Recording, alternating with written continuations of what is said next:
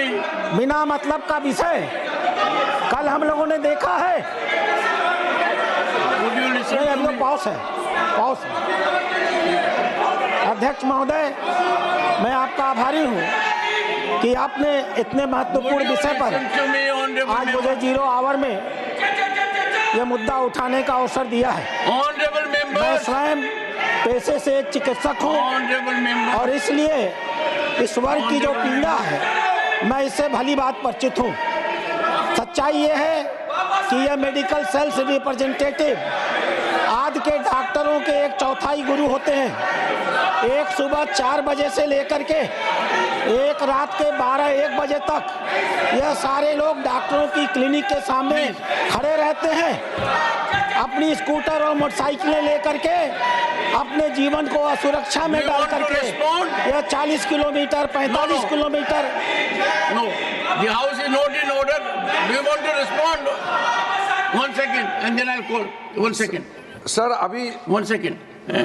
Honorable Minister, there is an agitation on an issue. Would you, I understand. Would you allow me? I can assure you, I can say from the I can say from the chair, Dr. Bhim Rao Ambedkar ji, when he was given Bharat Ratna, I had the honor and privilege to be member of the House and in the Council of Ministers. For all of us, he is highly respected, ever respected, and it is a delightful situation that attention is being paid to his teachings, preachings, and wherever he had the occasion to be in the country or outside, there is nurturing of each and every place. बाबा साहब हम सब के लिए प्रातः वंदनीय, सदैव आदरणीय और अनुकरणीय हैं। Then I'll call you. Honorable Minister. Honourable chairman sir, कल बहुत Honorable साफ Minister. I'll give after you. Honourable chairman sir, हम लोग ने कल सदन में बहुत अच्छी तरह से सुना है।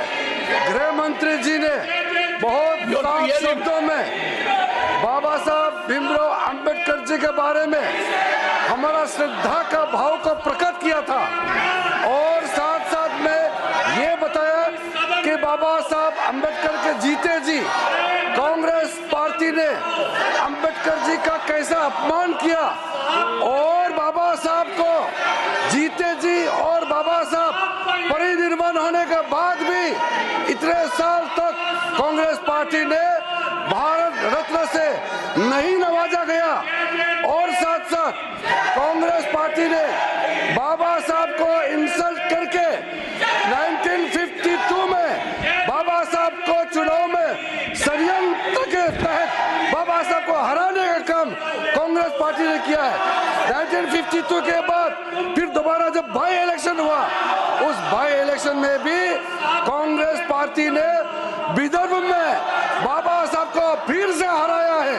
कांग्रेस पार्टी ने अगर बाबा साहब को कांग्रेस पार्टी नहीं हराते तो 52 के बाद भी बाबा साहब दोबारा चुन के इस सदन में पार्लियामेंट के मेंबर होते। बाबा साहब भीमराव जैसे आदमी को इन्होंने हरा करके देश के साथ इन्होंने खिलवाड़ किया है।